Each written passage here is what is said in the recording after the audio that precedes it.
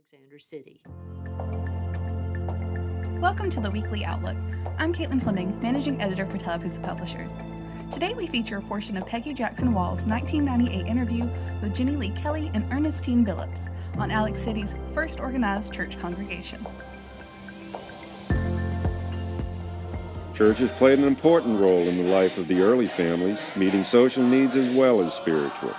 One of the earliest Methodist churches was established in 1835 at what is now Flint Hill. Another early church, a small log church known as Fellowship, was built as early as 1836. In the early churches such as Fellowship, the tradition of sacred harp singing was part of the worship service. On August 3, 1872, the Youngsville Baptist Church was organized with Reverend A.K. Tribble serving as its first minister. The beginnings of this church, as well as that of the First Methodist Church, was inspired by a Bush Arbor revival on Hertzfeld Hill.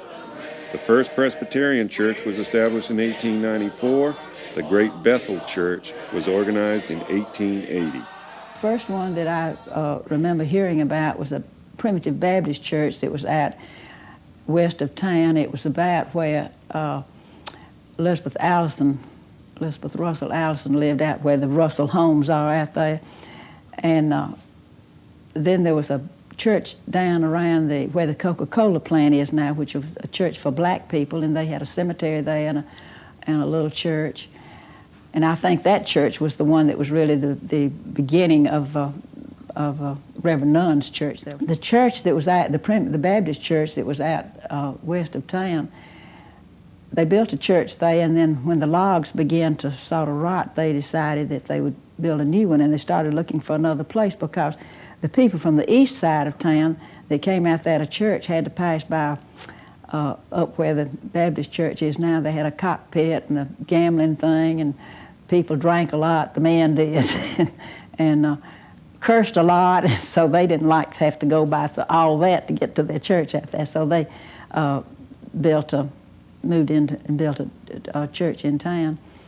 And then the Methodist and the Baptist churches that are now the First Methodist and the First Baptist got their start, I think it was about 1872, on this, where this property is here, this Hurstville home.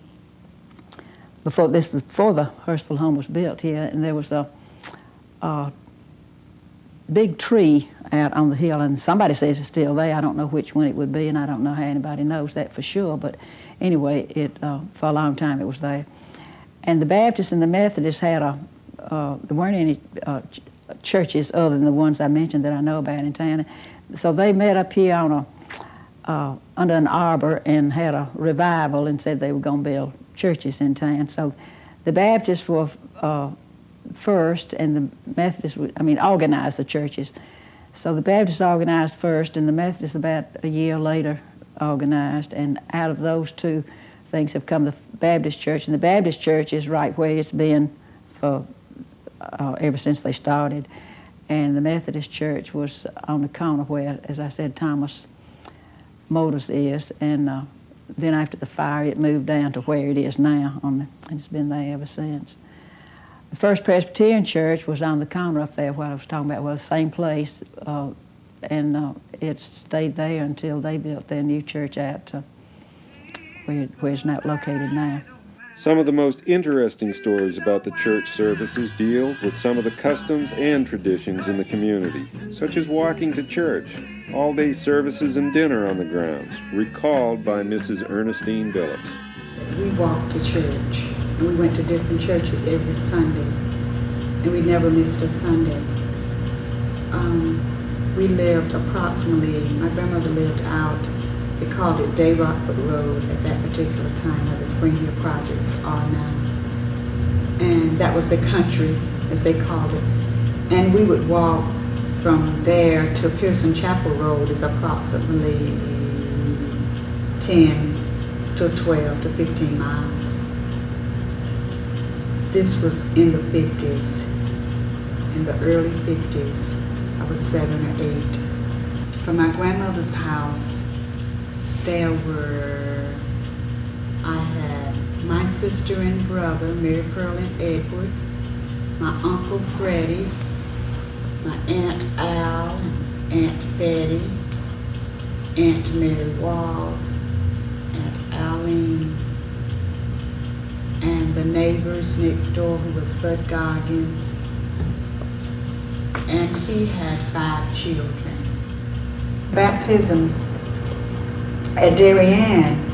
Elam, I can't remember baptism at Elam number 1, but Darien we went to the branch, as they call it, the creek, and they would baptize there after the revival. They only baptized once a year. That would be during the 3rd Sunday of August. The churches attempted to keep people grounded in good moral principles and to preserve tradition. Half of the historical markers downtown are for the churches, 3 to be exact.